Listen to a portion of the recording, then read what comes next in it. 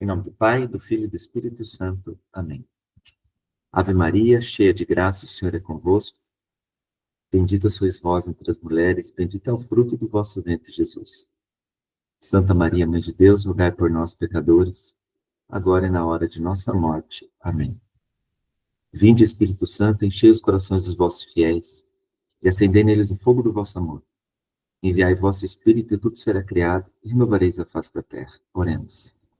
Ó Deus, que instruíste os corações dos vossos fiéis com a luz do Espírito Santo, fazei que apreciemos retamente todas as coisas segundo o mesmo Espírito e gozemos sempre da sua consolação. Por Cristo Senhor nosso. Amém.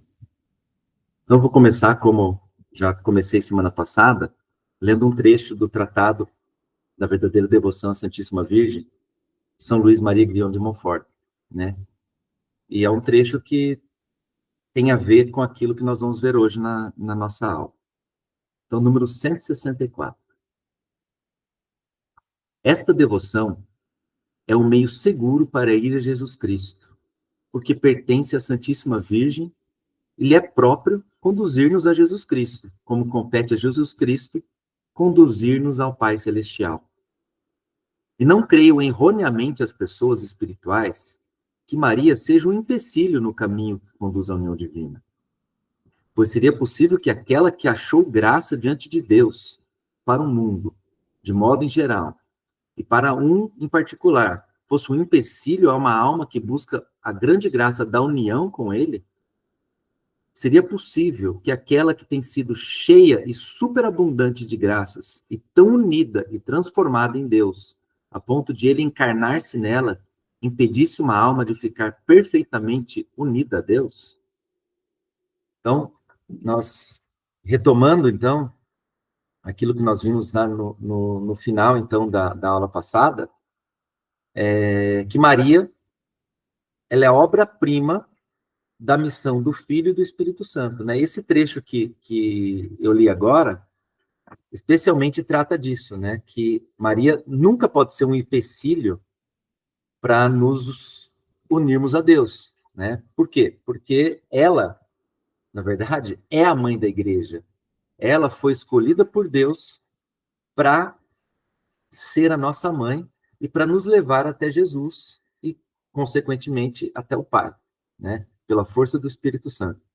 Então, nós continuamos hoje falando sobre aquilo que nós tínhamos falado. Então, Maria, ela é a mãe do Cristo total, né? Jesus é a cabeça, a igreja é o corpo de Cristo. E Maria, ela é a mãe da cabeça e, consequentemente, do corpo. Não tem como Maria ser mãe só da cabeça e não ser mãe do corpo. Então, aquilo que nós já tratamos em aulas anteriores, né, da cruz da unidade, né, que é aquela cruz que nós temos na nossa paróquia, onde está Jesus na cruz e Maria ao lado da cruz com o cálice, segurando no lado aberto de Jesus, onde jorra sangue e água, né? A Eucaristia e o batismo. E Maria é aquela que recolhe isso, pois ela é a mãe da igreja. E agora nós vamos continuar. Eu vou até compartilhar aqui a nossa aula de hoje.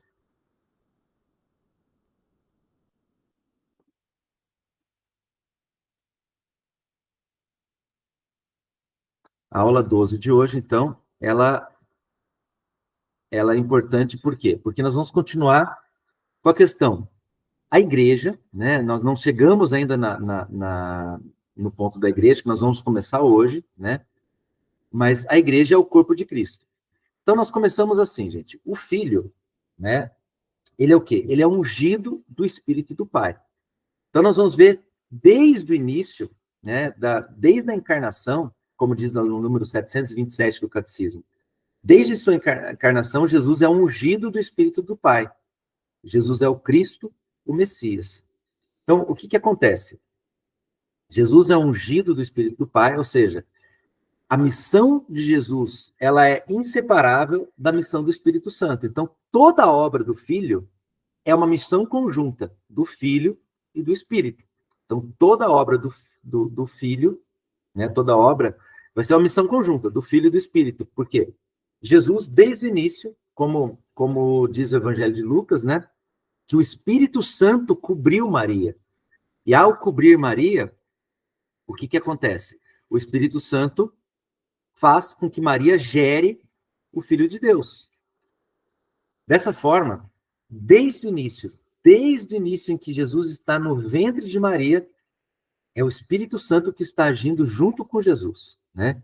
É o Espírito Santo e Jesus e, consequentemente, o próprio Pai, né? Porque a Trindade é inseparável, mas como nós já vimos anteriormente, nós temos a questão das missões, né? Das pessoas da Trindade, onde elas mais se colocam em proeminência, né? Mas o que acontece aqui? Toda missão do Filho é missão do Espírito Santo, tá? E dessa maneira, gente, nós começamos a falar o quê? Jesus, ele é consagrado pela unção do Espírito, né? Veja bem aqui, ó. Toda a obra de Cristo é missão conjunta do Filho e do Espírito, né? Como diz o 727 do Catecismo. Esse é o ponto-chave. Então, Jesus é consagrado pela unção do Espírito. No decorrer da vida de Jesus, ele vai revelar o Espírito, né? Com as suas palavras, com as suas obras. Ele vai prometer o Espírito, né? Ele vai prometer o Espírito e Jesus, ele vai comunicar o Espírito. Gente, isso é muito importante, porque nós cristãos, nós, ao fazermos parte da igreja, como nós veremos daqui a pouco, nós vamos fazer o quê? Nós vamos dar continuidade, como membros do corpo de Cristo, à encarnação de Jesus. E essa continuidade da encarnação de Jesus só é possibilitada pelo Espírito Santo. Então, nós estamos no tempo da igreja que tem como base o Espírito Santo, tá? Então, vejam que interessante. Jesus revela plenamente o Espírito Santo, isso está no 728, depois de ter sido ele mesmo glorificado por sua morte e ressurreição, né? Ele promete o Espírito Santo. Como? 729. Somente quando chega a hora em que vai ser glorificado, Jesus promete a vinda do Espírito Santo, pois sua morte e ressurreição serão o cumprimento da promessa feita aos apóstolos. Qual cumprimento? O Espírito de verdade, o Paráclito, será dado pelo Pai a pedido de Jesus. Então, na hora de Jesus, no momento da glória de Jesus, depois da morte e ressurreição, ele promete, ele promete a vinda do Espírito, que vai ser o Espírito de verdade, que depois da ressurreição de Cristo vai ser comunicado aos discípulos, aos apóstolos, pelo Pai, a pedido de Jesus, né? Ele será enviado pelo Pai em nome de Jesus. Jesus o enviará de junto do Pai, pois ele procede do Pai. Isso é uma coisa muito importante. Olha aqui. O Espírito Santo virá. Nós o conheceremos. Ele estará conosco para sempre. Ele permanecerá conosco. Ele nos ensinará tudo e nos lembrará de tudo que Cristo nos disse. E dele será testemunho. Nos conduzirá à verdade inteira e glorificará a Cristo. Quanto ao mundo, o convencerá sobre o pecado, a justiça e o juízo. Olha que coisa importante aqui. O catecismo, gente, ele deixa muito claro essa visão sobrenatural da nossa vida. Isso é muito importante para a gente, tá? Por que eu falo da visão sobrenatural da nossa vida? Qual que é a importância disso? A importância disso é que, infelizmente, no mundo de hoje, em que é um mundo muito materialista, que é um mundo que só enxerga, como se diz assim, o que se enxerga, o que se vê, né? Quando a gente fala em religião no mundo de hoje, muita gente vai falar em superstição. Muita gente vai falar que é algo que não existe. Tanto é que na nossa época da história, na verdade, é a única época da história da humanidade em que nós temos grande quantidade de gente que não acredita em Deus. Então é algo muito assim complexo, né? Muitas pessoas não acreditam em Deus, então a gente vê geralmente assim na televisão, na internet, é a ciência. A ciência aqui, a ciência ali. A ciência é importante? Muito importante, né? Se nós formos estudar a história da igreja, Nós vamos perceber que a ciência, como ela é hoje, ela é fruto da igreja. Ela é fruto da igreja. Mas não vem ao caso aqui a gente falar. Mas as pessoas, elas falam assim, o que não é comprovado pela ciência, eu não acredito.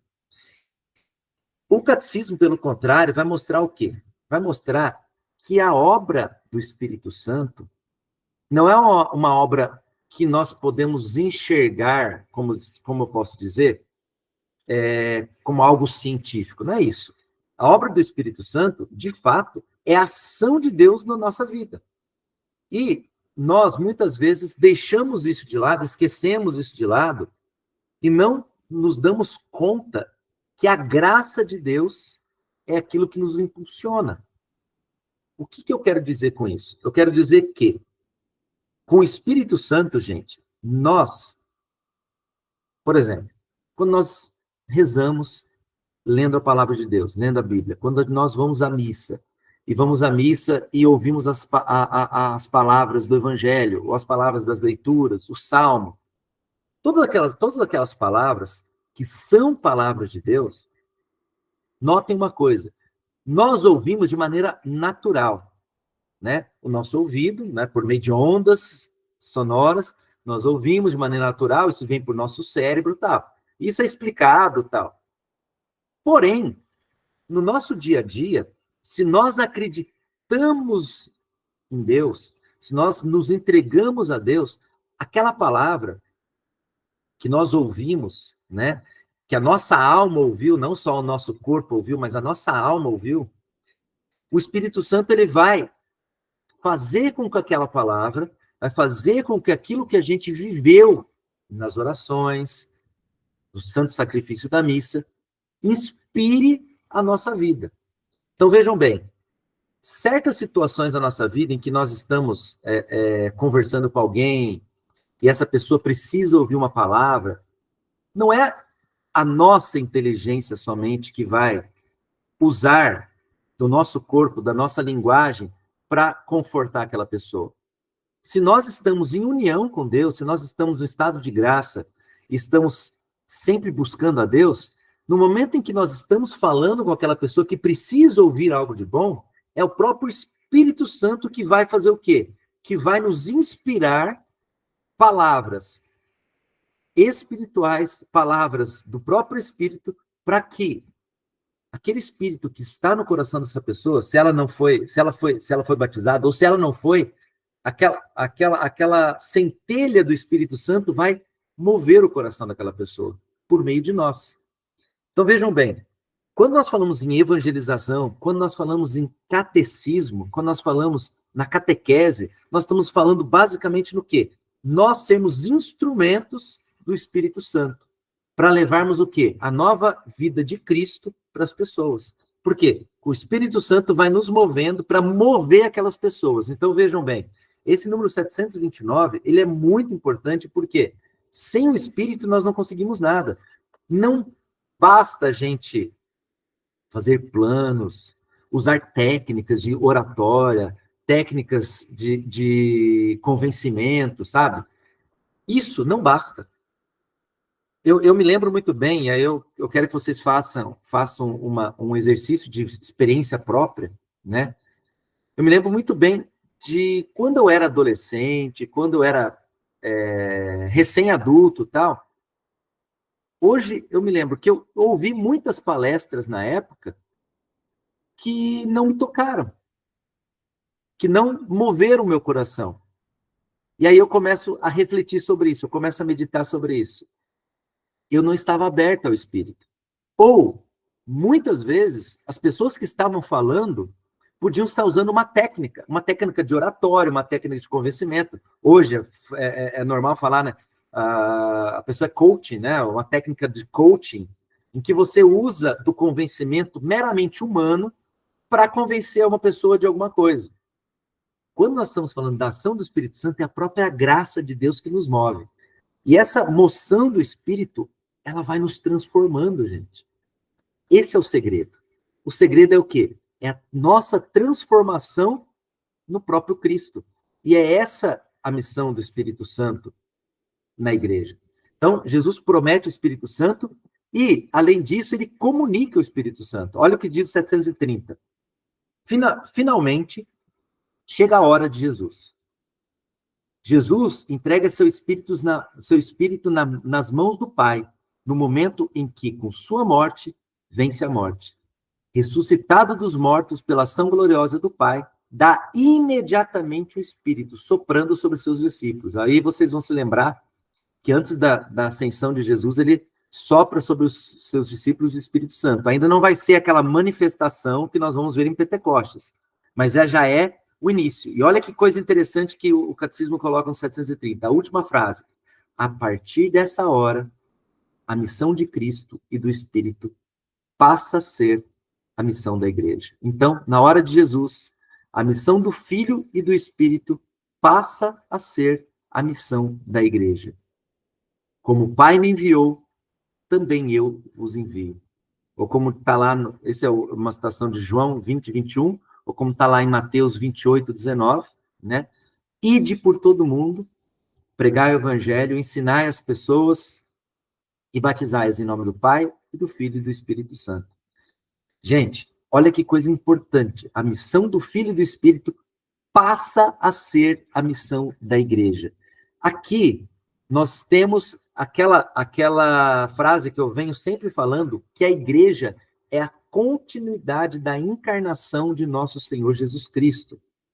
Então, vejam, no momento em que nós estamos vivendo uma vida eclesial, uma vida comunitária, porque nós só temos igreja onde nós temos uma comunidade de pessoas, uma comunidade de cristãos que se unem no Espírito Santo para comunicar essa vida da Trindade para as pessoas, nós estamos continuando a missão de Jesus. Então vejam, o nosso papel de catequistas é um papel extremamente sério, extremamente importante, porque nós estamos, gente, imaginem vocês que os nossos encontros com os nossos catequizandos, nas nossas salinhas, lá no container, naquela salinha de catequese, esses nossos encontros, imagine que são nada mais, nada menos do que um espelho das pregações de Jesus na beira do lago. Um espelho das pregações de Jesus na frente do templo. Quer dizer, nós somos um braço de Jesus.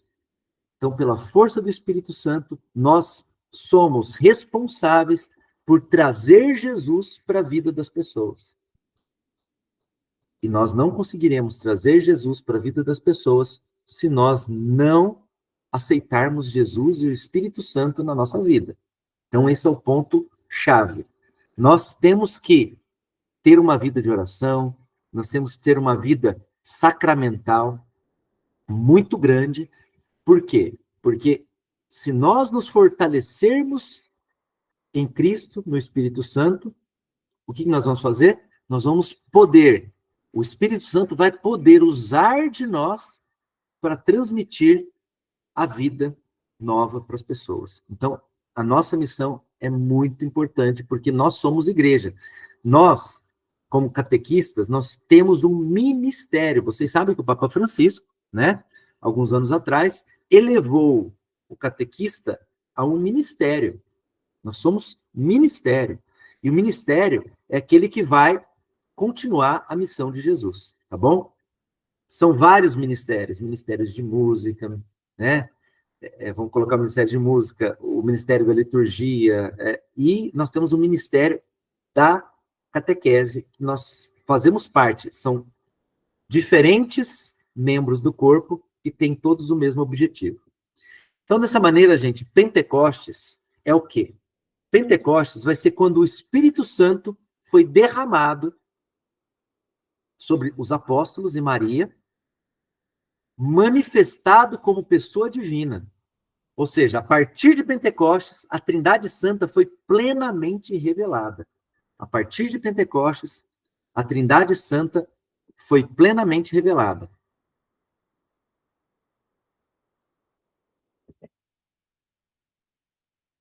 Isso é importantíssimo, por quê? Porque, olha o que diz o 732. Nesse dia, é revelada plenamente a Santíssima Trindade. A partir desse dia, o reino anunciado por Cristo está aberto aos que creem nele. Na humildade da carne e na fé, eles já participam da comunhão da Santíssima Trindade. De novo, na humildade da carne e na fé, eles já participam da comunhão na Santíssima Trindade. Lembra da linha que eu sempre estou falando que está no catecismo? A linha base, a linha mestra nossa é o quê? Deus nos criou para sermos participantes da natureza divina. Deus nos criou para participarmos da comunhão de amor da Santíssima Trindade. Ou seja, nós fomos criados para que Deus nos tornasse deuses, para que nós fôssemos como Deus em Jesus Cristo pelo Espírito Santo. Vejam bem, essa união que Deus quer fazer conosco, que é aquela frase, Deus quer se casar com cada um de nós, Deus quer se unir cada um de nós, por isso que a união entre o homem e a mulher é um espelho da união entre Cristo e a igreja. Nós temos o quê? Nós temos que, na humildade da carne e na fé, eles já participam da comunhão na Santíssima Trindade. Ou seja, a nossa vida em igreja, gente, a nossa vida na igreja, a nossa vida como continuadores da missão de Cristo, já é aqui, nessa vida, agora, uma antecipação do céu. Obviamente, não com a glória que o céu espera a cada um de nós, mas já com os frutos do Espírito Santo. É o que nós vamos ver logo em seguida, no 736. Mas é muito importante isso já ser colocado no nosso coração. Por quê? Se nós já temos uma antevisão da comunhão da Trindade aqui, por isso a participação nos sacramentos é essencial, o que acontece? Nós já vamos estar vivendo de forma inicial o céu. Nós já vamos estar vivendo de forma inicial o céu. E, obviamente, aquilo que está descrito nos Atos dos Apóstolos, em que as pessoas olhavam os cristãos e se admiravam e falavam assim, nossa, olha como eles se amam. Isso, o testemunho desses cristãos trazia as pessoas para o seio da igreja. Nós temos que fazer uma pergunta muito importante agora. Nós, cristãos, hoje, estamos testemunhando o amor de Cristo para com as pessoas? Nós, as pessoas do mundo, ao nos verem, ao ver nós, membros da igreja, catequistas, as pessoas do mundo podem falar, nossa, olha como eles se amam? É um desafio, né? Eu acho muito que a gente está muito longe disso ainda. Por quê? Porque nós não ainda enxergamos a riqueza e a grandeza de vivermos uma vida de oração e uma vida sacramental plena. A igreja, ela está aqui para isso, para nos permitir uma vida sacramental plena e, dessa forma, também termos uma vida de intimidade com Deus, uma vida de oração. E aí o Espírito Santo vai agir em nós. Portanto, gente, em Pentecoste nós temos o quê? Os últimos tempos. Em Pentecoste nós temos os últimos tempos, em que é o tempo da igreja. Olha lá, o 732, a segunda parte. Por sua vinda, que não cessa, olha, o catecismo deixa bem claro, o Espírito Santo não vem em Pentecostes e lá, pronto, acabou. Não. A vinda do Espírito Santo não cessa, né? O Espírito Santo faz o mundo entrar nos últimos tempos, que é o tempo da igreja. O reino já recebido em herança, mas ainda não consumado. Lembra que a gente viu lá no número... Quer ver? Deixa eu voltar aqui.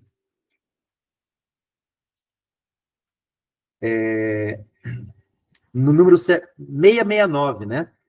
Que é uma tensão entre o já e o ainda não, né? O reino de Cristo já está misteriosamente presente na igreja, semente início desse reino na terra. Mas ainda não foi glorificado, não foi totalmente consumado esse tempo da igreja. Então, nós temos o quê?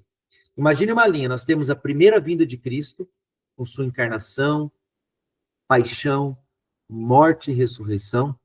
Nós temos o tempo da igreja, que é o tempo que nós estamos vivendo, que são chamados, a partir da encarnação, os últimos tempos, o tempo da igreja, em que nós temos a economia sacramental, por isso a importância dos sacramentos. Nós temos que cada vez mais valorizar os sacramentos, né? O sacramento, gente, que é o que nós temos como catequistas, a missão de iniciar os nossos catequizandos, os sacramentos, é uma coisa que o padre Marcelo sempre fala, né?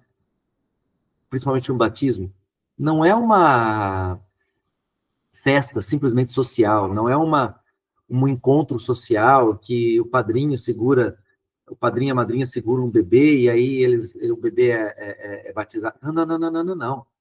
Na verdade, o sacramento é o quê? É um momento, vou colocar o sacramento do batismo, é um momento em que aquela criança se torna filho adotivo de Deus, em que aquela criança se torna membro da igreja. Olha a importância. A Eucaristia. A Eucaristia, infelizmente, é vivida por muitos católicos como uma obrigação de domingo que as pessoas vão, muitas pessoas ficam lá de corpo presente, entram na fila da comunhão, e será que comungam? Ou simplesmente comem a hóstia santa? Olha que coisa que a gente está vivendo hoje. Então, a economia sacramental é muito séria.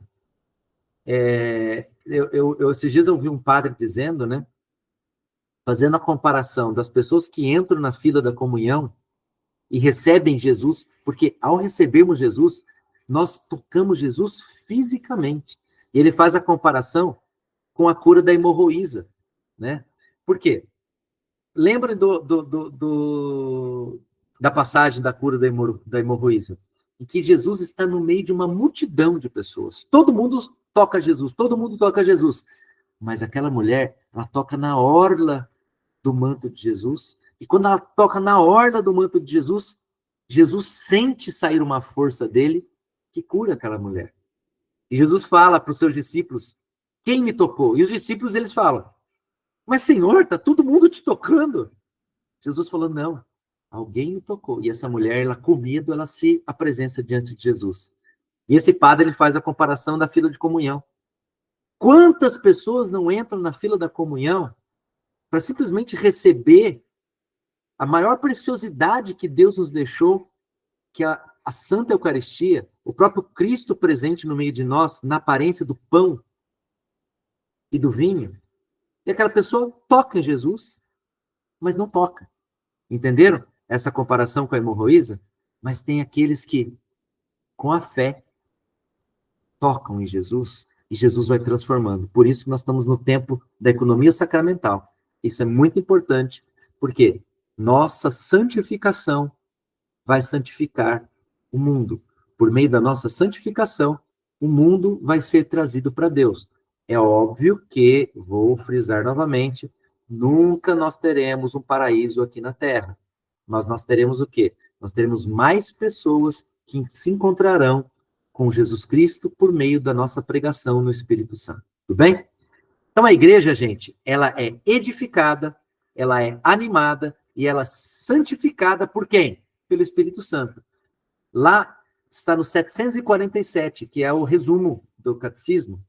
O Espírito Santo que Cristo, cabeça, derrama em seus membros, constrói, ou seja, edifica, gera, anima, ou seja, é a alma da igreja, e santifica, ou seja, o Espírito nos separa para Deus. Gente, a santificação, ou o que é sagrado, é aquilo que é separado. Nós somos um povo separado. Lembra que eu falei para vocês na aula passada sobre a figura do resto de Israel, depois do exílio da Babilônia, que é a figura da igreja, né? O resto de Israel, que é a figura da igreja, nós temos aqui no número 710, né, do Catecismo da Igreja, ou seja, Deus nos separa. Aqueles que são batizados, gente, aqueles que são batizados, eles são separados do mundo. Nós vivemos neste mundo, mas nós não somos deste mundo, como dizia São Paulo. Gente, a partir do momento que o Espírito Santo se torna parte da nossa vida, em que nós nos tornamos templos do Espírito Santo, como diria São Paulo, quando ele falava que para a gente respeitar o nosso corpo, porque o nosso corpo é templo do Espírito Santo, nesse momento nós somos separados. E quando nós somos separados, gente, o que, que acontece?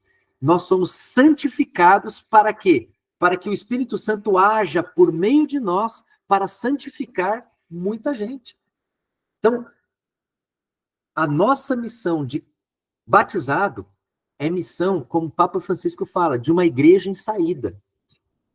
Esse termo é usado de maneira totalmente equivocada pelos teólogos da libertação, né, que eles usam esse termo igreja em saída de uma forma totalmente equivocada, mas o que o Papa Francisco quer dizer com igreja em saída é isso, é que nós, como igreja, nós somos um povo separado, nós estamos aqui para santificar o mundo.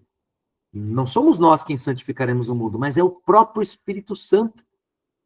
A partir do momento em que nós trouxermos para dentro da igreja mais pessoas, em que nós, colocando no coração de nossos catequizandos aquele amor por Jesus, né? Porque é o Espírito Santo que vai fazer isso. Nós vamos fazer com que eles também se sintam, eles tomem consciência que eles são, a partir do batismo, pessoas que são separadas, santificadas, para trazer mais pessoas e para elas mesmas se unirem definitivamente ao Pai, o Filho e ao Espírito Santo, naquela comunhão da Trindade. Então, a nossa missão, gente, é comunicar ao mundo que nós fomos feitos para nos unirmos a Deus, para sermos plenamente felizes com Deus, tá bom? E nesse sentido, os membros da igreja são o quê, gente? Nós, os batizados, portanto, eles vão fazer o quê? Nós, ao sermos batizados, ao sermos unidos à igreja, nós estamos o quê? Nós temos recuperado a semelhança divina. Olha o que diz o 734. Pelo fato de estarmos mortos, olha que forte, né? Ou, pelo menos, feridos pelo pecado, o primeiro efeito do dom do amor é a remissão dos nossos pecados. Pois, como diz São Paulo, o salário do pecado é a morte. É a comunhão do Espírito Santo que, na igreja, restitui aos batizados a semelhança divina perdida pelo pecado. Lembra que eu falei para vocês na aula passada? Que o homem, ele foi criado à imagem e à semelhança de Deus. Com o pecado original, a semelhança foi perdida. E Jesus veio para nos restituir essa semelhança divina com o Espírito Santo agindo em nós. Então, nós batizados, nós restituímos a semelhança divina. Gente, para acabar com a morte, para termos uma vida eterna. E aqui que eu entro, como a gente está na semana em que, desgraçadamente, o Brasil começou a assumir essa festa bem, entre aspas, do Halloween, é uma coisa muito importante aqui. Nós, ao sermos batizados, ao participarmos da igreja, ao deixarmos o Espírito Santo agir por meio de nós, nós temos restituída em nós a semelhança divina que nos dá a vida em abundância. Jesus veio para nos dar vida e a vida em abundância. Quando nós falamos em Halloween, e aí nós temos que ter a coragem de falar para os nossos catequizandos que nós não podemos comemorar a morte. Em que sentido? Não comemorar a morte como um santo que morre e vai para Deus. Que é isso, quando a gente... Geralmente, a festa de um santo é geralmente a festa do dia que no dia que ele morreu, porque é o dia que ele se une a Deus, em que ele vai para o céu, em que ele vai para a glória. Não definitivamente, porque a glória definitiva vai ser na segunda vinda de Jesus, onde o nosso corpo será redimido e nosso corpo, juntamente com a nossa alma, se unirão a Deus. Mas a morte do santo é no momento em que aquela alma que foi separada do corpo na morte, porque essa separação não era para existir, essa alma, ela se une a Deus. Não é isso que a gente está falando a comemorar a morte no Halloween? O Halloween comemora o pecado. O Halloween comemora o quê? Comemora aquele momento em que o pecado fez com que nós nos separássemos de Deus. E nós nos separando de Deus, nós perdemos a semelhança divina, nós perdemos a vida divina em nós e passamos a morrer, porque o salário do pecado é a morte. E isso é comemorado com aquelas caveiras, com aquelas bruxas, com mortos-vivos. Vejam, isso é comemorado. Então, quando nossos catequizandos perguntam, mas o que tem eu só pegar doce? Tem, porque você...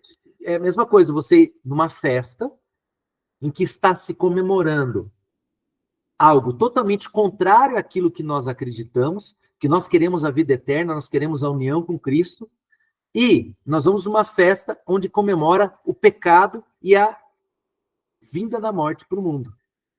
Então, é algo muito importante a gente ter coragem.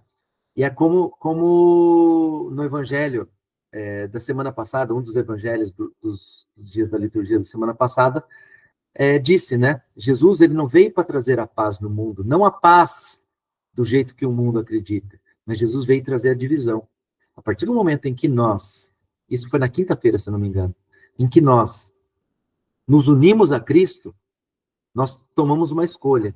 E essa escolha é pela vida. Essa escolha é pela vida no Espírito Santo. Isso nos divide. Por que nos divide? Gente, nos santifica, aquilo que eu já falei no slide anterior, nos separa do mundo. Nós vivemos no mundo em exílio, mas nós não somos deste mundo. Então, os membros da igreja, os batizados, eles têm uma vida nova em Cristo na Trindade. Está lá no 735. O Espírito, ele dá, então, né, o Espírito, o penhor, ou as primícias. O que é primícia? É a primeira colheita. As primícias de nossa herança. A própria vida da Santíssima Trindade, que é amar como ele nos amou. Este amor é o princípio da vida nova em Cristo, possibilitada pelo fato de termos recebido o poder do Espírito Santo. Lembre que eu acabei de falar isso, que já neste mundo nós já começamos a viver o céu. Já neste mundo nós já começamos a viver o céu na terra, que é o princípio, a própria vida da Santíssima Trindade, que começa a viver em nós. Gente, tudo de bom que nós fazemos, todo amor que a gente devota às pessoas, é o Espírito que nos move. É o Espírito que nos move. E essa vida nova em Cristo, na Trindade. Nós já, desde já, nós temos o princípio da vida nova em Cristo. É o princípio, tá? Que só será consumado depois. Mas olha, é muito importante isso. E como que nós vamos ver esse princípio? Aqui vai estar na produção do fruto do Espírito. Nós vamos começar a produzir o fruto do Espírito Santo. Olha o que diz 736. Isso é importantíssimo, gente. Por este poder do Espírito, os filhos de Deus podem dar fruto. Os filhos de Deus podem dar fruto. Pelo poder do Espírito, não pelas nossas próprias forças. Aquele que nos enxertou na verdadeira vida, ou seja, quando nós somos batizados, nós somos enxertados no corpo de Cristo, né? Nós somos enxertados na videira, nós somos ramos da videira, nos fará produzir o fruto do Espírito. Quais são os frutos do Espírito? O amor, a alegria, a paz, paciência, amabilidade, bondade, lealdade, mansidão, domínio próprio. É o que diz São Paulo na carta aos Gálatas, capítulo 2, versículos 22 e 23. De novo, como que nós reconhecemos? Agora se lembre que eu falei, nos Atos Apóstolos, os cristãos eram reconhecidos porque eles se amavam. Como que nós nos reconheceremos? E como que o mundo vai nos reconhecer? Pelos frutos do Espírito. Primeiro fruto, o amor, a alegria.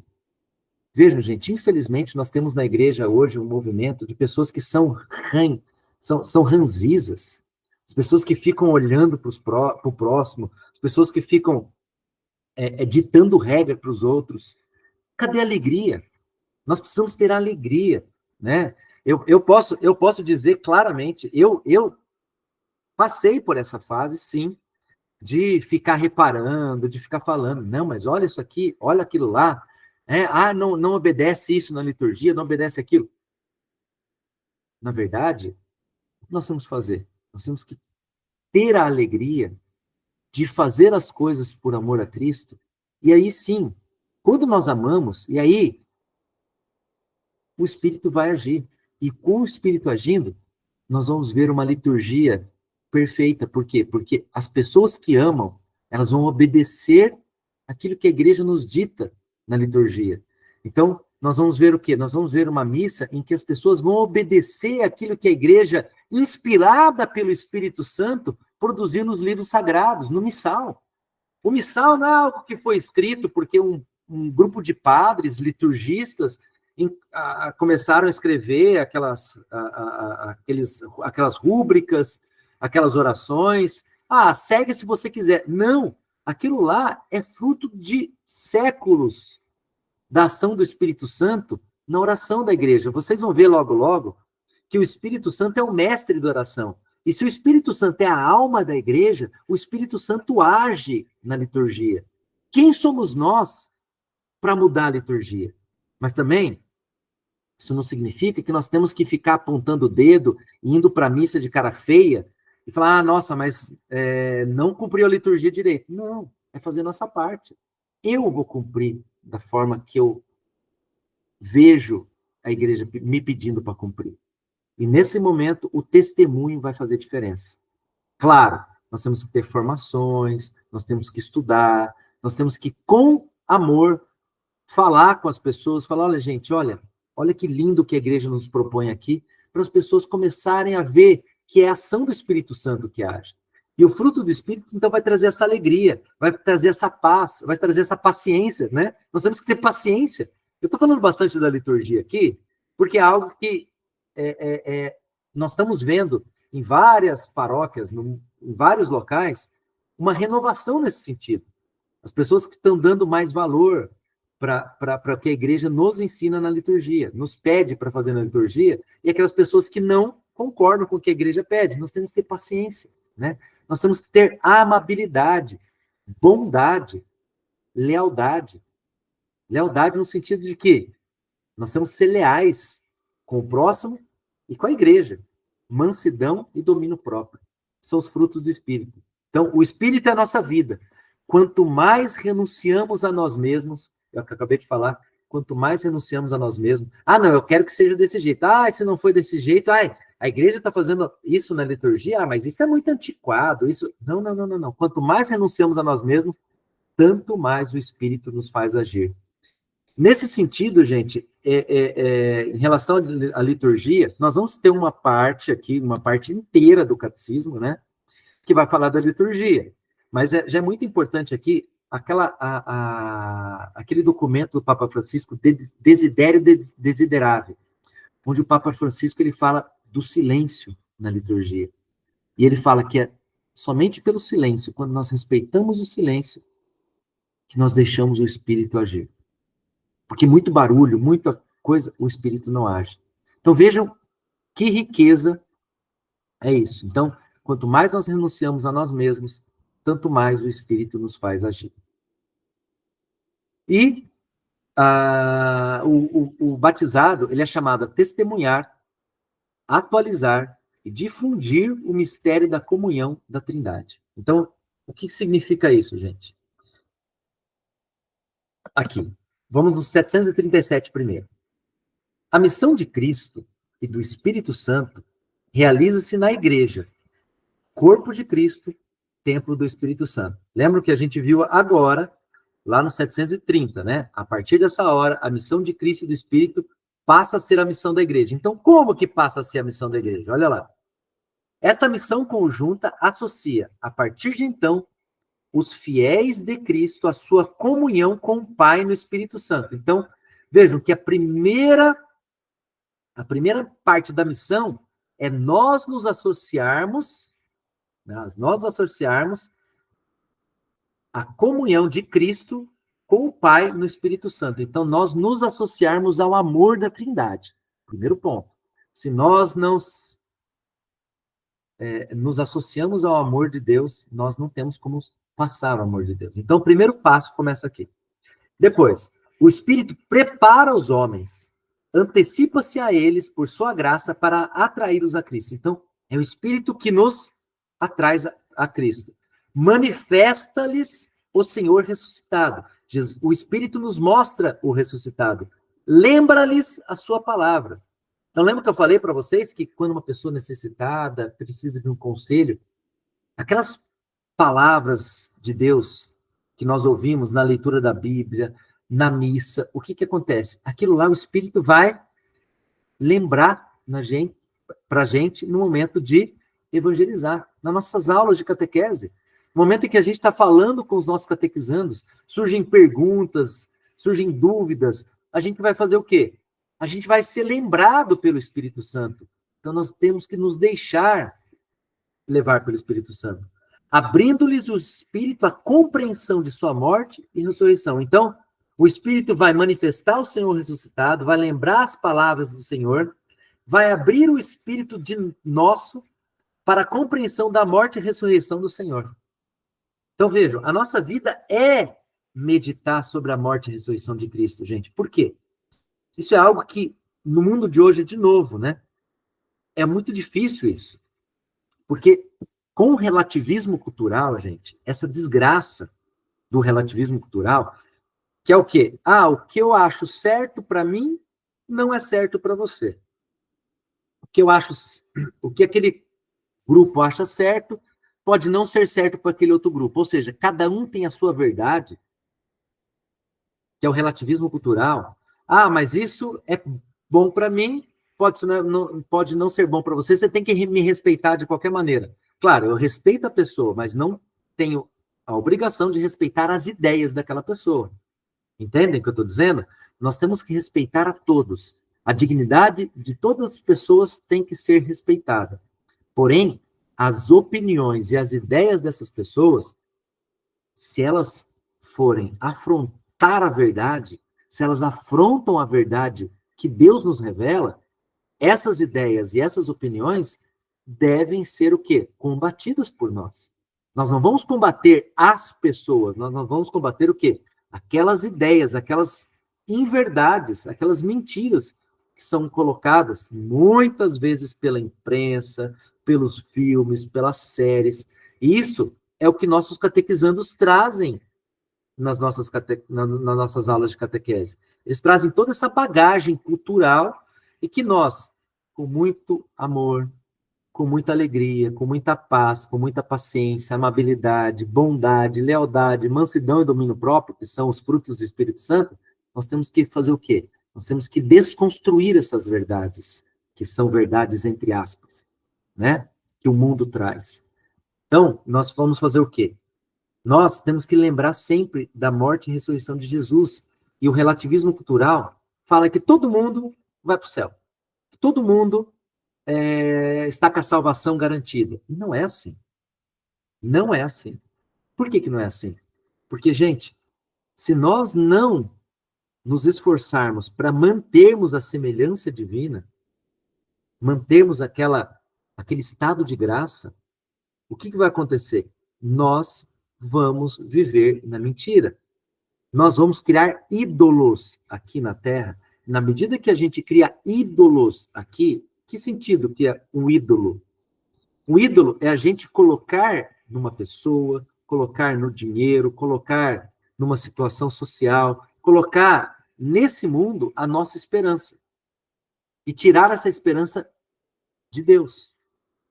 Nós não esperamos em Deus, nós não temos fé suficiente em Deus, nós não amamos a Deus, mas nós temos fé naquele dinheiro que nós temos esperança naquele dinheiro que nós temos amor perfeito amor perfeito não, né? Amor pleno naquele bem terreno e deixamos de confiar em Deus. Aí nós perdemos a semelhança divina. E com a morte, é o que nós vimos nas aulas passadas, né? O que é o inferno? O inferno é nós negarmos nós mesmos a graça de Deus. Esses dias a minha filha mais nova perguntou para mim, né? Papai, do que você tem medo? Ele falou, eu tenho medo do inferno. Foi a primeira resposta que eu dei para ela. Mas eu comecei a pensar, e depois eu falei para ela, não, filho, sabe do que o papai tem medo? Eu tenho medo de mim mesmo. Ela olhou para mim espantada, assim, Mas como assim, papai? Você tem medo de você mesmo? Sim. Por quê? Porque sou eu e as minhas escolhas que vão me fazer perder, que vão me fazer ir para o inferno. Deus, em nenhum momento, vai me levar para o inferno, mas eu, ao negar a sua graça, ao negar as oportunidades de conversão que Deus nos dá a todo momento, a todo instante, ao negar, ao fechar o meu coração, ou aquilo que Jesus dizia, ao endurecer o meu coração, e não deixar que o meu coração de pedra se torne um coração de carne, que o coração de carne é aquele que produz o fruto do Espírito, se eu não deixar acontecer isso, o que vai acontecer? Gente, o coração de pedra, essa imagem de coração de pedra, mostra claramente isso. O coração de pedra, ele afunda, né? A pedra, ele afunda, ela vai naturalmente para o inferno. Por quê? Porque eu escolhi. Por isso que eu tenho medo de mim mesmo. Eu tenho medo de eu não me abrir à graça de Deus suficientemente. De eu não me abrir aos dons do Espírito Santo que Ele quer me dar. Então, entendam que, a partir do momento em que nós falamos que está tudo certo, está tudo beleza, que todo mundo vai para o céu, que a gente pode fazer o que bem entender, o importante é ser feliz nesse mundo, nós estamos nos fechando. Porque o importante, esses dias eu vi uma frase, São João da Cruz, o importante é o quê? Para nós sabermos qual é a vontade de Deus na nossa vida, em primeiro lugar, nós temos que renunciar à nossa vontade. De novo, para nós sabermos a vontade de Deus na nossa vida, em primeiro lugar, nós temos que renunciar à nossa vontade. Porque se nós não renunciarmos à nossa vontade, e é por isso que Jesus veio, se encarnou, por quê?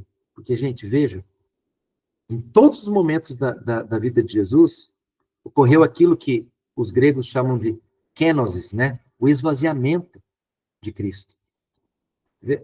O exemplo básico é o Getsemane, né? Na hora da sua oração ao Pai, pouco antes de ser preso, Jesus fala o quê?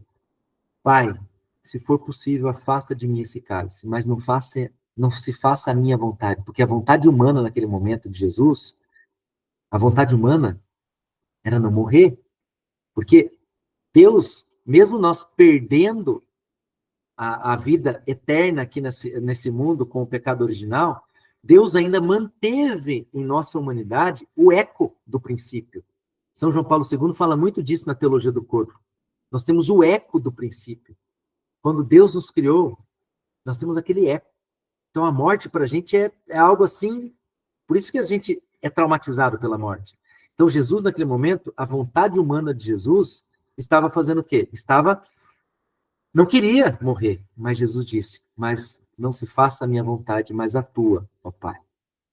Quando nós renunciamos à nossa vontade, a vontade de Deus vem fazer morada em nós e vem produzir frutos do Espírito em nós. Por isso, naquele momento, Jesus estava suando sangue, mas naquele momento, ele levanta-se com tudo, com a força do Espírito Santo. Por quê? O Pai continuou em silêncio, mas ele sempre ouviu a oração. Ele deu a força do Espírito Santo para que Jesus cumprisse a sua missão de ser obediente para acabar com a desobediência de Adão, para que com a morte dele, ele matasse a nossa morte. Tudo bem? Então, nós testemunhamos, atualizamos e difundimos o mistério da comunhão. Continuando. O Espírito Santo torna-lhes presente o mistério de Cristo, sobretudo na Eucaristia, a fim de reconciliá-los, de colocá-los em comunhão com Deus para que produzam muito fruto. Então, olha aqui é importante, gente. Assim, a missão da igreja não é acrescentada à de Cristo e a do Espírito, senão que é o seu sacramento. Importante, a missão da igreja é o sacramento.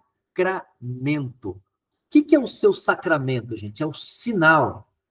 Com todo o seu ser e com todos os seus membros, a igreja é enviada a anunciar e testemunhar, atualizar, difundir o mistério da comunhão da Santíssima Trindade. É o 738. Então, a igreja, gente, como nós continuamos a missão de Cristo pelo Espírito Santo, o que nós somos? O que nós somos? Nós somos o sacramento da missão de Cristo e do Espírito Santo. Nós somos o sinal da missão de Cristo e do Espírito Santo. Cristo e o Espírito Santo continuam agindo pela igreja. Tudo bem? Então, Cristo, gente, pelos sacramentos, ele nos comunica o Espírito Santo. Então, a vida sacramental, Jesus, ele vai comunicando em nós o Espírito Santo. Então, desde o batismo até a unção dos enfermos, é Cristo que vai agindo plenamente e comunicando o Espírito Santo para nós. Tudo bem? E o Espírito Santo, para fazer com que a igreja continue a sua missão, ele vai ser o mestre da oração. Tudo aquilo que eu falei agora há pouco sobre a liturgia, sobre a oração pública da igreja, né? Vocês vão ver que a liturgia ela vai estar ligado àquela questão pública. Então, o Espírito Santo é o mestre da oração, tanto para a igreja reunida, por meio da sua liturgia, quanto para cada cristão individualmente. E agora, nós partimos para o outro artigo, né? Que é creio na Santa Igreja Católica. Gente, esse artigo do creio na Santa Igreja Católica é muito importante a gente fazer uma observação primeira, né? Que é a seguinte: é um ato de fé que tem por objeto último Deus. Vou explicar. Por que crer na Santa Igreja Católica é um ato de fé que tem por objeto último Deus? Quando nós cremos na igreja, nós estamos crendo em Deus. A igreja é obra de Deus. Nós estamos crendo em Deus. Olha o que diz o 750 do Catecismo.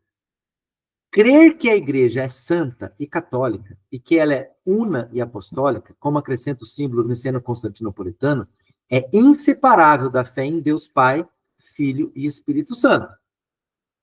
Importante agora. No símbolo dos apóstolos, fazemos profissão de crer em uma igreja santa.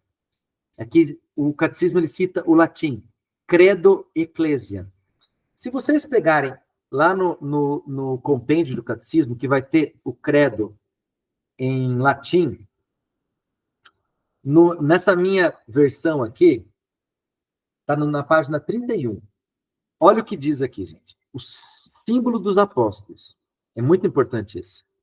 E vai falar, eu vou falar alguns termos em latim, mas é o que está lá. Se vocês acompanharem depois no compêndio, credo in Deum Patrem. Então, creio em Deus Pai Todo-Poderoso, né?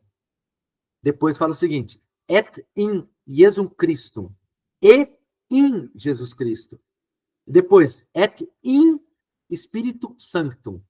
In, eu creio no Pai, eu creio no Filho e creio no Espírito Santo. E daí, no latim, olha o que fala aqui. Sancta Ecclesiam Católica. Creio a Santa Igreja. Não creio na Santa Igreja Católica. No português a gente fala creio na, mas no latim não tem nem o na, não tem o in. Né? Creio et in Spiritu Sanctum, Santa Ecclesiam Católica, Sanctorum Communionem, e aí assim por diante. Ou seja, a nossa fé na igreja, como eu já falei para vocês, se a igreja é o sacramento, né? Como diz aqui o 738, da missão de Cristo e do Espírito Santo, nós estamos crendo em quem? Nós estamos crendo em Deus. A igreja é apenas um sinal, tá? Então, isso é importante. Então, vamos lá. Cristo, então, gente, ele cede a luz e o Espírito Santo a santidade para a igreja. Isso vai estar lá no 748 e vai estar no 749, tá? Então, o 748 vai falar que o quê? Que Cristo é como se fosse o sol e a igreja é como se fosse a lua. É uma analogia que nós usamos também para Maria, né? Que Maria é a luz, ela reflete a luz do sol.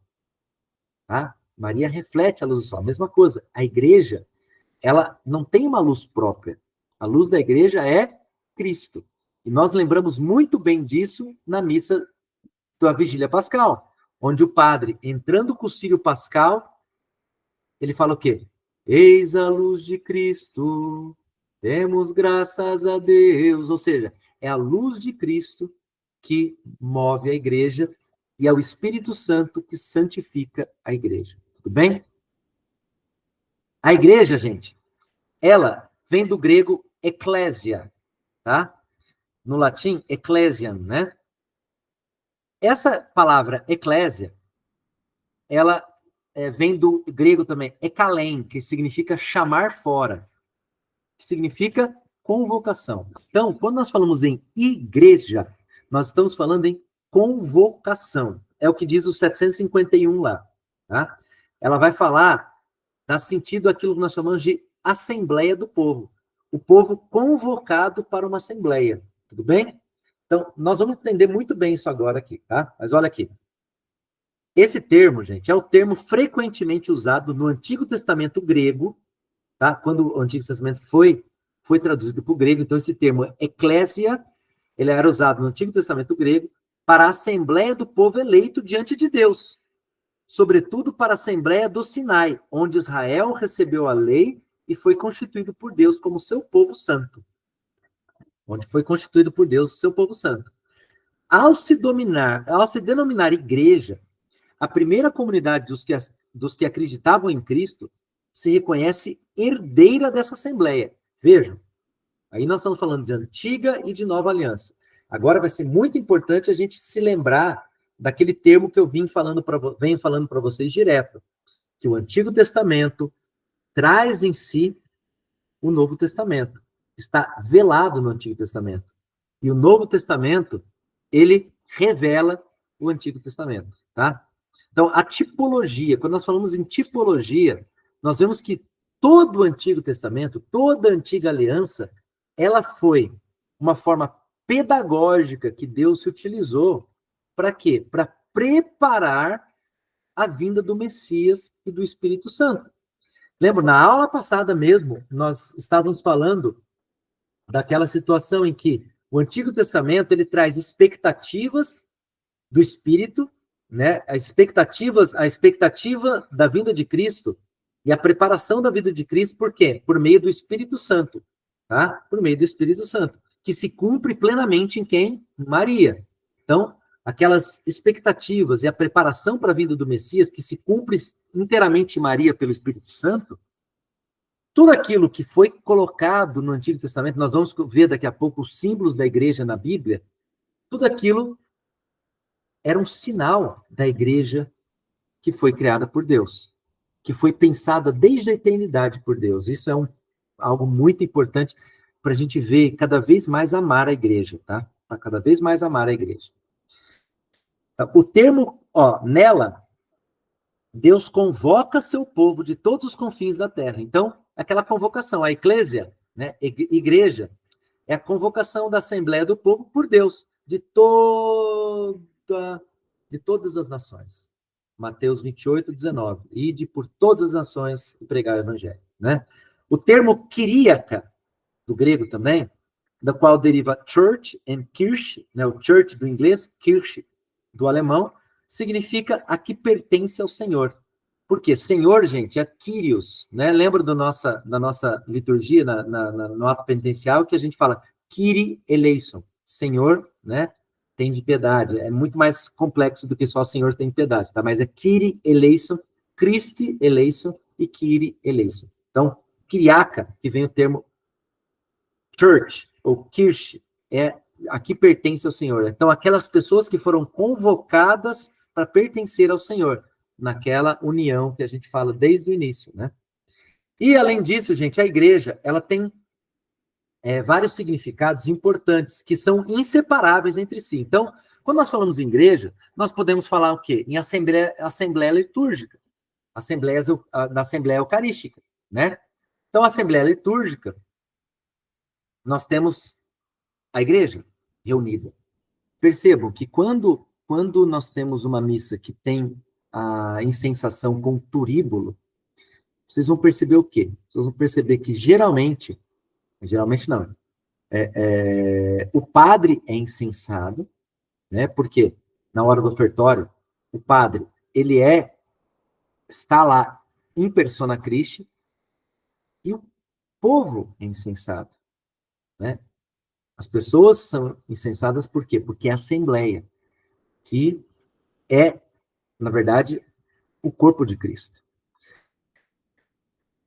A igreja, ela é comunidade local, diocese, então nós podemos falar da igreja de Londrina, né, a igreja de Curitiba, a igreja de São Paulo, a igreja de Apucarana, porque é a diocese de Londrina, de Curitiba, de São Paulo, de Apucarana. Então, o termo igreja também significa diocese. E o termo igreja, que é o que nós estamos tratando aqui especificamente até agora, né, é a comunidade universal dos crentes. Isso vai estar muito lá na questão 147, a comunidade universal dos crentes. Olha o que diz o 147, a questão 147 do compêndio. O que significa o termo igreja? Designa o povo que Deus convoca e reúne de todos os recantos da terra, para constituir a assembleia dos que, pela fé e pelo batismo, se tornam filhos de Deus, membros de Cristo e templo do Espírito Santo. Vou repetir. Igreja, então, designa o povo que Deus convoca, lembra a convocação? E reúne de todos os recantos da terra, para constituir a assembleia dos que, pela fé e pelo batismo, então, pela fé e pelo batismo, se tornam filhos de Deus. Então, as pessoas se tornam filhos de Deus pela fé e pelo batismo. Membros de Cristo, se tornam membros de Cristo. E templos do Espírito Santo. Tá? Então, é muito importante isso, que é a comunidade universal dos crentes. Gente, é importante perceber o seguinte, essa igreja universal, igreja católica, né, significa isso, universal, né? Essa igreja católica que tem como seu primado Pedro, né, o Papa, né, ela não é uma federação de igrejas locais, tá? Não vamos confundir. Quando nós falamos que a igreja é uma assembleia litúrgica, por exemplo, quando nós nos reunimos na Paróquia Santana para celebrarmos o santo sacrifício da missa, nós estamos lá reunidos na assembleia litúrgica, tá? Nós, Paróquia Santana, comunidade que se reúne uma assembleia que se reúne para celebrarmos juntos a Eucaristia, faz parte da Diocese de Londrina, junto com a paróquia, com a comunidade São Vicente de Paulo, da Auxiliadora, da Divina Providência. Nós fazemos parte da igreja local de Londrina. Mas nós fazemos parte da comunidade universal dos crentes. Essa comunidade universal dos crentes, isso não podemos confundir, não é uma federação de comunidades locais. Então, todas as dioceses são federadas e aí nós temos uma comunidade universal dos crentes. Não, não é isso. Nós temos a comunidade universal dos crentes que abarca tudo isso que nós estamos falando, tá? Que abarca tudo isso que nós estamos falando. Nós somos igreja. Eu sou igreja, não sou diferente daquele cristão católico que faz parte da Diocese de Nova York, lá nos Estados Unidos. Não, nós fazemos parte da mesma igreja, da comunidade universal dos crentes. Nós somos membros do mesmo corpo de Cristo. É um corpo só, tá? É um corpo só. E aí nós vamos para os símbolos da igreja. Né? Os símbolos da igreja na Bíblia, que é aquilo que eu falei da tipologia. Então, no Antigo Testamento, gente, nós temos o quê? Nós temos a igreja como povo de Deus. Então, quando nós temos aquele termo no Antigo Testamento grego de eclésia, nós estamos falando do povo de Deus. No Novo Testamento, nós temos a igreja tendo como Cristo como cabeça e a igreja como seu corpo. Tá? Por isso que Maria é mãe do Cristo total. Ela é mãe da... não tem como a gente falar que ela é mãe só da cabeça. Também não temos como falar que ela é mãe só do corpo. Isso seria uma monstruosidade. Quem fala isso são Luiz Maria Guignon de Montfort. Não tem como Maria ser mãe só da cabeça ou mãe só do corpo. Não, ela é mãe do Cristo total. Por quê? A igreja tem Cristo como cabeça e a igreja e nós, membros do corpo de Cristo. Então, gente, nós vamos ver aqui, ó, vida pastoral. Então, Jesus, ele usa muito, muito as imagens da época que ele vivia. Então, ele falava que a igreja ela poderia ser considerada como um aprisco, que é um redil, né? um rebanho e ovelhas. Olha o que diz o 754. Com efeito, a igreja é o redil do qual Cristo é a única e necessária porta.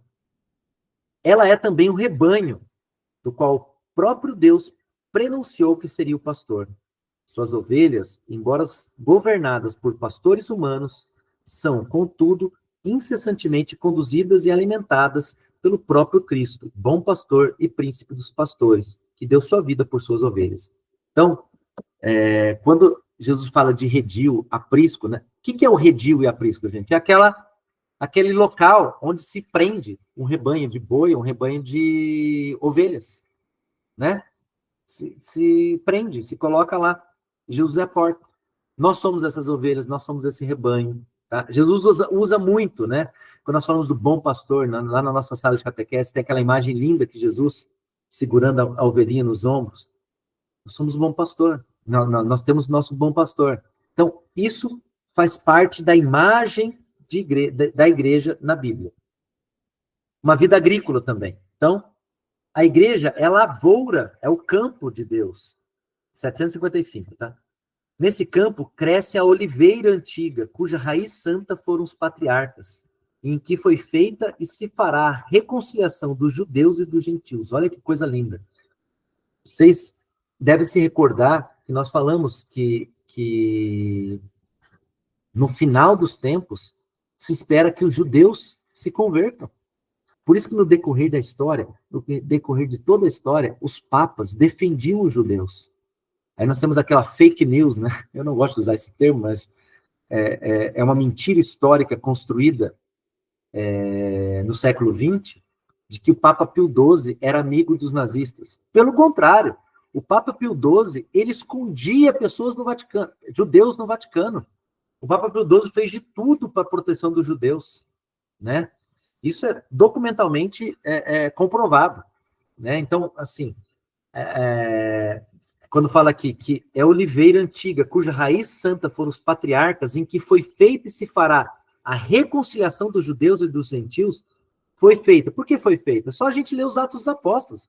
Quando nós lemos os Atos dos Apóstolos, nós vamos ver o quê? Nós vamos ver aquela primeira discussão, inclusive, entre os apóstolos, no Concílio de Jerusalém, sobre judeus e gentios, né? Sobre a necessidade ou não dos gentios, dos pagãos, serem circuncidados, e que foi decidido pela igreja que não seriam circuncidados. Por quê? A circuncisão que nós temos aqui na nossa igreja é a circuncisão do coração. É o batismo, em que Deus transforma nosso coração de pedra em coração de carne, em que nós começamos aqui a viver a vida do Espírito e nós começamos aqui a viver o céu, né?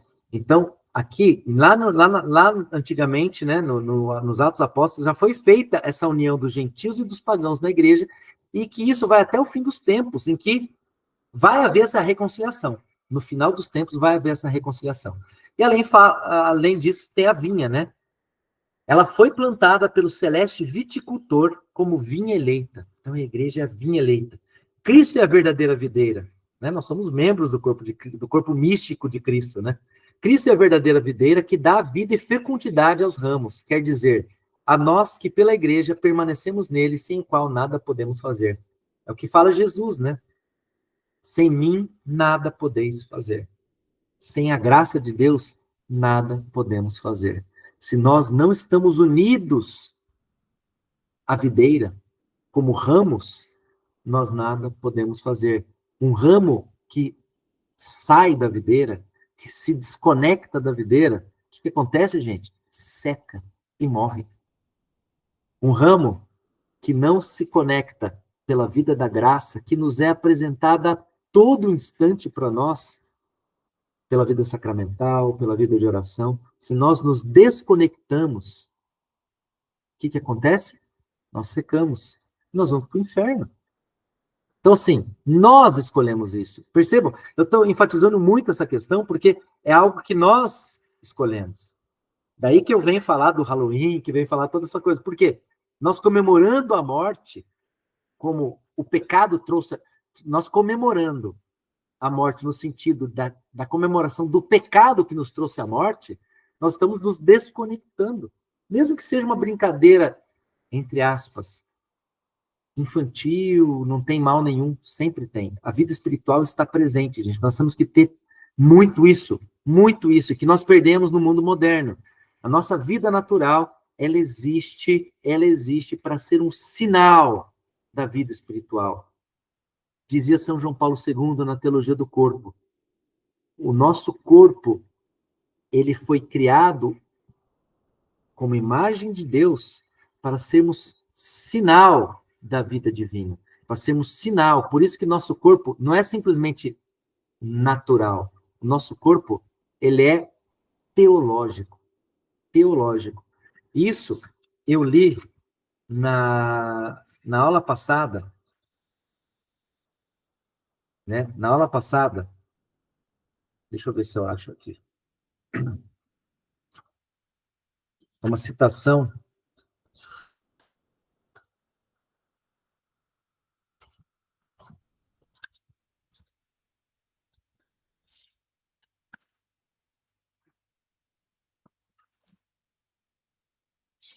Não estou achando aqui agora, mas...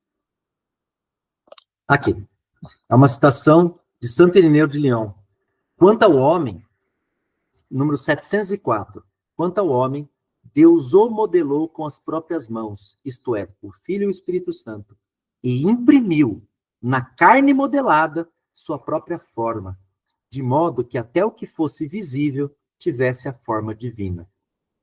Ou seja, o nosso corpo, isso não é o Papa João Paulo II que inventou, tá, gente? Santo Irineu de Lyon, ele era discípulo de São Policarpo, que por sua vez foi discípulo de São João Evangelista, tá? Então nós estamos falando aqui do início do cristianismo, que a nossa carne foi modelada com sua própria forma, de modo que até o que fosse visível, o nosso corpo visível, tivesse a forma divina. Ou seja, o visível mostra o invisível, tá? É sinal do invisível, é sacramento do invisível. Por isso nós nos unimos à vinha.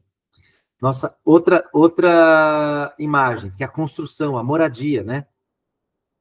Então, número 756. Com frequência, a igreja é também chamada de construção de Deus. Morada de Deus, né? O próprio Senhor comparou-se à pedra que os construtores rejeitaram, mas que se tornou a pedra angular. Sobre este fundamento, a igreja é construída pelos apóstolos, e deles recebe firmeza e coesão. Vejam, gente, a importância, né? A igreja, ela é construída sobre o fundamento, sobre a pedra angular, que é o Cristo, tá? Mas é construída pelos apóstolos.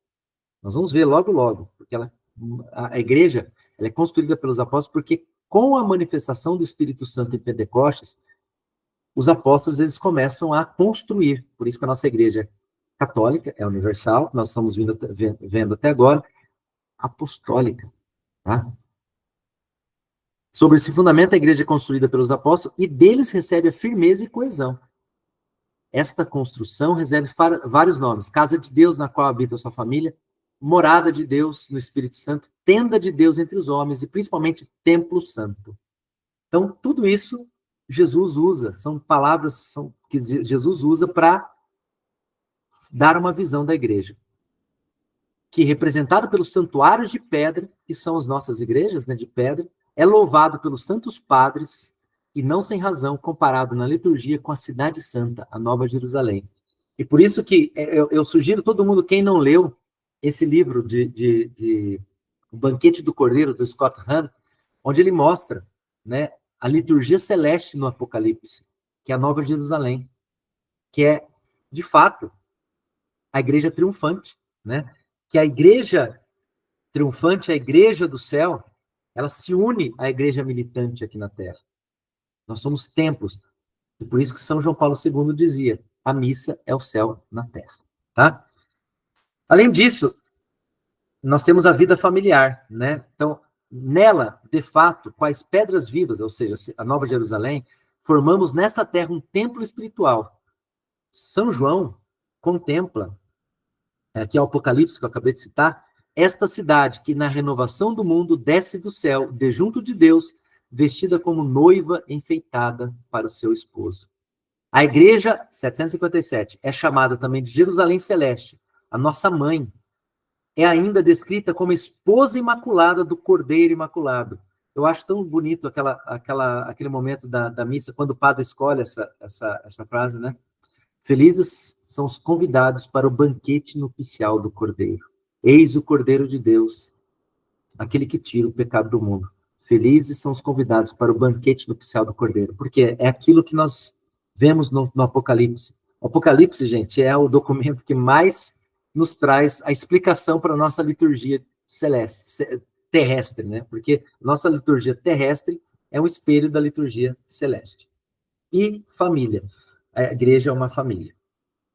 Para a gente acabar hoje, a igreja, então, portanto, gente, é um projeto do Pai em que Deus, desde o início, pensou para que nós tivéssemos comunhão da vida divina. Deus quer se casar com cada um de nós, tá?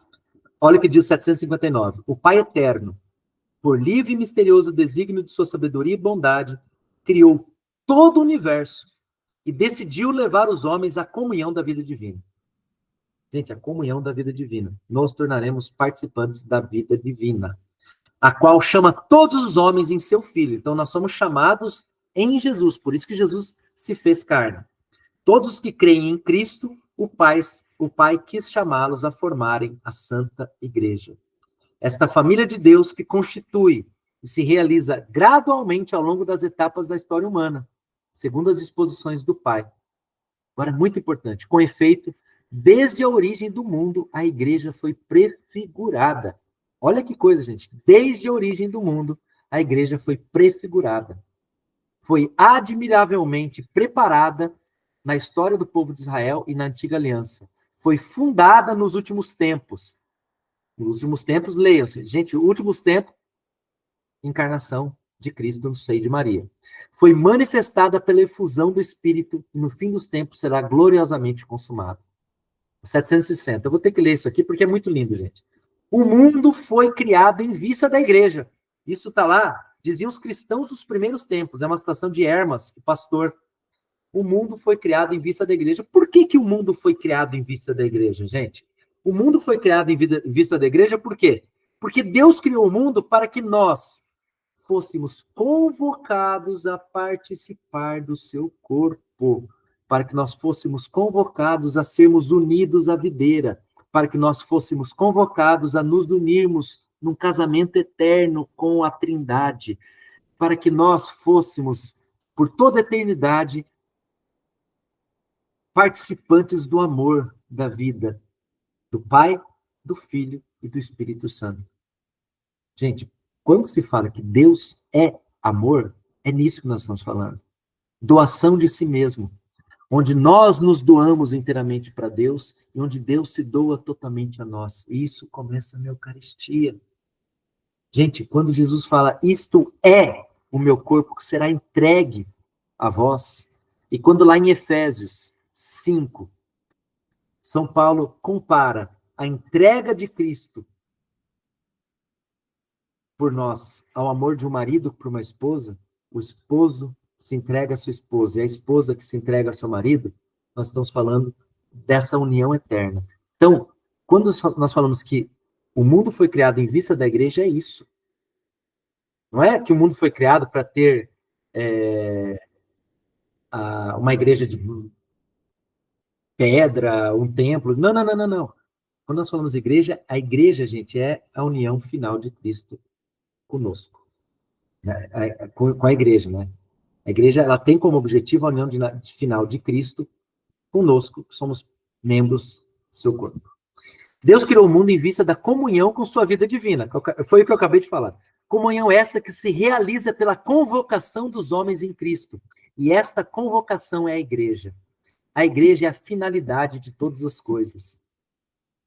Quando a gente lê a primeira vez, nossa, a igreja é a finalidade de todas as coisas, a gente, nossa, mas que absurdo, como que a igreja católica, no seu catecismo da igreja, vai escrever que a igreja é a finalidade de todas as coisas? Isso não é muita pretensão? Não.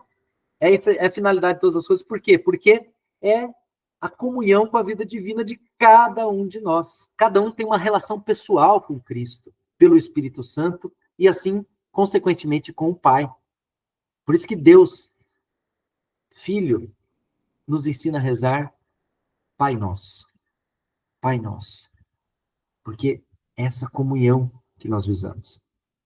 As próprias, olha que coisa, gente, as próprias vicissitudes dolorosas, como a queda dos anjos e o pecado do homem, só foram permitidas por Deus como ocasião e meio para desdobrar toda a força de seu braço, toda a medida de amor que ele queria dar ao mundo.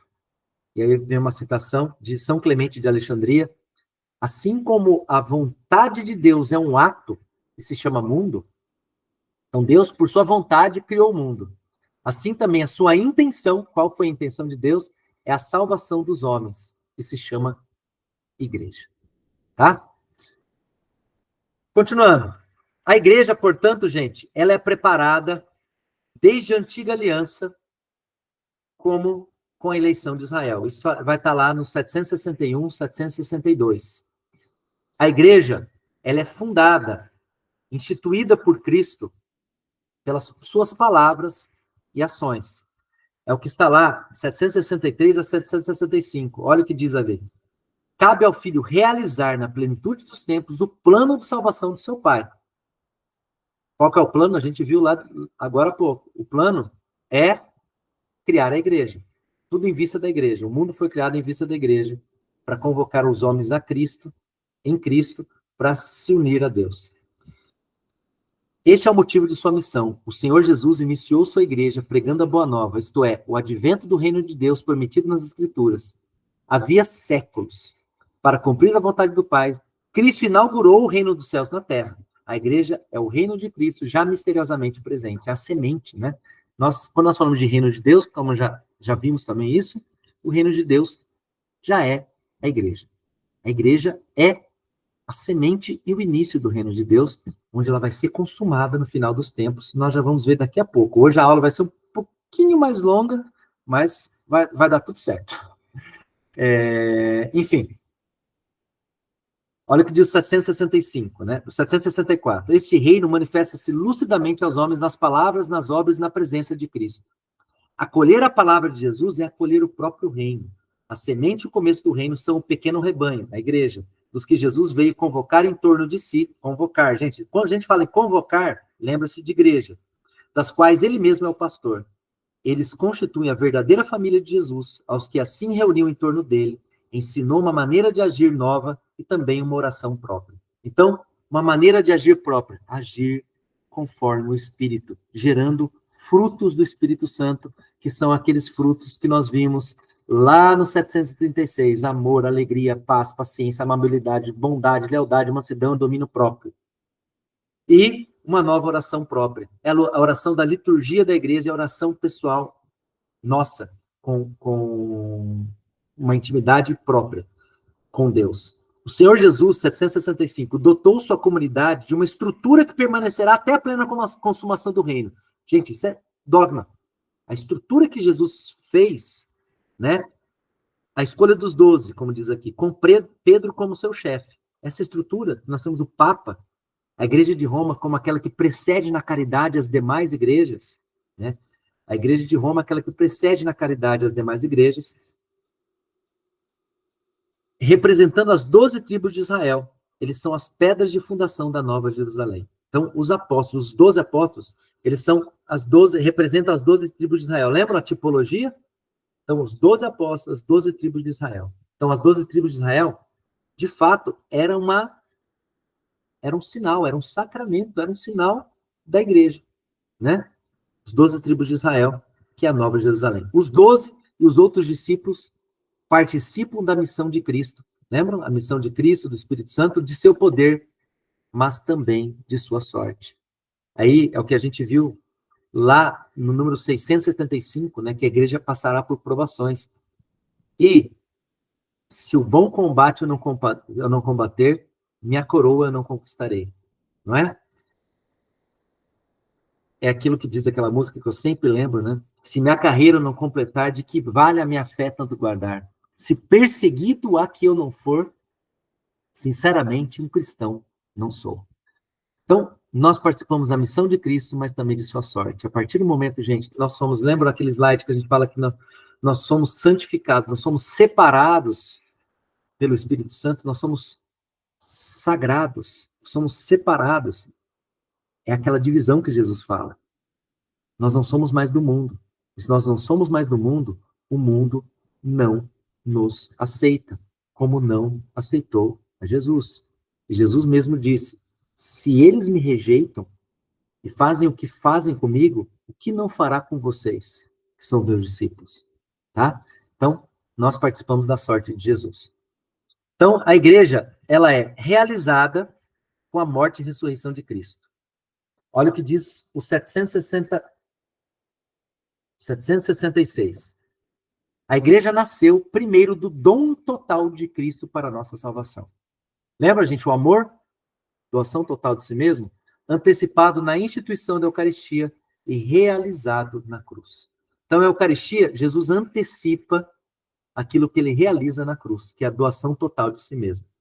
O começo e o crescimento da igreja são significados pelo sangue e pela água que saíram do lado aberto de Jesus crucificado. Aqui é o nascimento da igreja. A igreja nasce do lado aberto de Jesus. Batismo e Eucaristia. Pois do lado de Cristo agonizante na cruz é que nasceu o admirável sacramento de toda a igreja. Da mesma forma que Eva foi tirada do lado de Adão adormecido, assim a igreja nasceu do coração traspassado de Cristo morto na cruz. Então, a igreja nasce da morte e ressurreição de Cristo e ela é manifestada pela efusão do Espírito Santo em Pentecostes. Então, a manifestação da igreja foi com a efusão do Espírito Santo. Olha o que diz 767. Terminada a obra que o Pai havia confiado ao Filho para realizar na terra, foi enviado o Espírito Santo no dia de Pentecostes para santificar a igreja permanentemente. Foi então que a igreja se manifestou publicamente diante da multidão e começou a difusão do evangelho com a pregação. Por ser convocação de todos os homens para a salvação, a igreja é, por sua própria natureza, missionária enviada por Cristo a todos os povos para fazer deles discípulos. A igreja é, por sua própria natureza, missionária enviada por Cristo a todos os povos para fazer deles discípulos. Então, gente, aqui nós temos a manifestação da igreja em Pentecostes. A igreja já nasce do lado aberto de Jesus. Foi aquela imagem que eu trouxe do início para vocês, daquela cruz que nós temos na nossa paróquia. Maria segurando, a mãe da igreja, segurando o cálice do lado aberto de Jesus, onde recebe a água e o sangue, o batismo e a Eucaristia. E isso, a igreja já nascente naquele momento. Mas ela foi manifestada com a efusão do Espírito Santo sobre Maria e os apóstolos. Vejam, Maria e os apóstolos. Por isso que nós lemos aqui, no número 164 do tratado, né? Que esta devoção é um meio seguro para ir a Jesus Cristo, porque pertencente à Santíssima Virgem, ele é próprio conduzir-nos a Jesus Cristo, como compete a Jesus Cristo conduzir-nos ao Pai Celestial. Então, Maria, ela nos conduz. Ela vê, ela participa do nascimento da igreja, onde naquele momento, como diz Santo Agostinho, nós temos o leito nupcial da cruz, que é repetido por Fulton Sheen, né, o bispo Fulton Sheen, venerável Fulton Sheen, o bispo norte-americano, que fala, o que aconteceu na cruz? Ele fala assim, núpcias que aconteceu na cruz. Naquele casamento em que Maria, lembra que a gente viu que Maria é a figura da igreja, em que a igreja se une ao seu esposo, a esposa se une ao seu esposo, numa união virginal,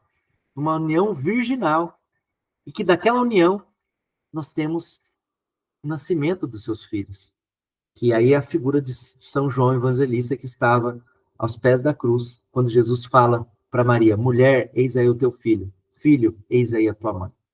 Tá? E por fim, a igreja é consumada. A igreja é consumada pelo retorno glorioso de Cristo, Assembleia Celeste dos Redimidos, que vai estar lá no 769. A igreja só terá sua consumação na glória celeste. Então, gente, nós não podemos esperar uma consumação aqui nessa terra. Muito interessante foi agora no final do sínodo do Papa Francisco, ele fez questão de mostrar aos fiéis a cátedra de Pedro, né? E ele faz uma reflexão muito bonita sobre a cátedra de Pedro, que é a cátedra da humildade e do serviço, né? A igreja não está aqui para ser gloriosa, mas para ser humilde e servir para trazer pessoas para a comunhão da Trindade.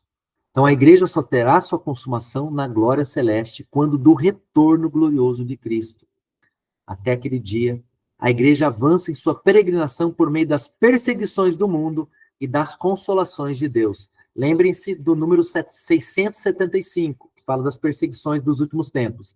Aqui na Terra, sente-se em exílio. Lembre-se do número 710 que eu comentei com vocês. Longe do Senhor, e aspira ao advento pleno do reino, a hora em que ela será, na glória, reunida a seu rei. Então, o reino de Deus já está entre nós, mas ainda não está glorioso entre nós. A consumação da igreja e, por meio dela, do mundo, na glória, não acontecerá sem grandes provações. Gente, isso é muito sério.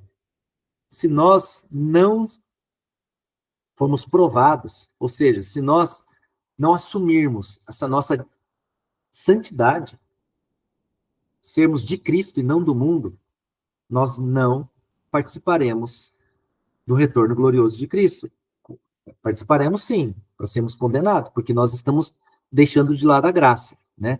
Então, não acontecerá sem grandes provações. É uma provação a gente chegar e falar para os nossos catequizandos, tendo o risco das mães ligarem para a gente e falar, mas que absurdo é esse vocês falarem que meu filho não pode participar do Halloween? A gente pode falar assim, poder ele até pode, mas não deve. Pode porque nós não mandamos na vida dos seus filhos, né? Nós não mandamos nas vidas deles, mas eles não devem participar. Isso é um sinal de contradição, gente. Como o próprio Simeão disse para Maria, quando da apresentação do menino Jesus no templo, que esse menino é sinal de contradição. Nós somos sinal de contradição, e por isso nós passaremos por grandes provações. Só então todos os justos, desde Adão, de Abel, o justo, até o último eleito, serão congregados junto do Pai na Igreja Universal, na Igreja Triunfante. E com isso, gente, eu termino a nossa aula de hoje. Eu agradeço imensamente a presença de vocês, a constância de vocês, né? Porque eu sei que não é fácil toda segunda-feira de manhã ficar me ouvindo aqui durante agora deu 1h37 eu falando sem parar, né? Mas eu agradeço imensamente, que Deus nos guarde e nos ilumine. Então, glória ao Pai, ao Filho e ao Espírito Santo, como era no princípio, agora e sempre. Amém. Então, eu vou parar a gravação aqui.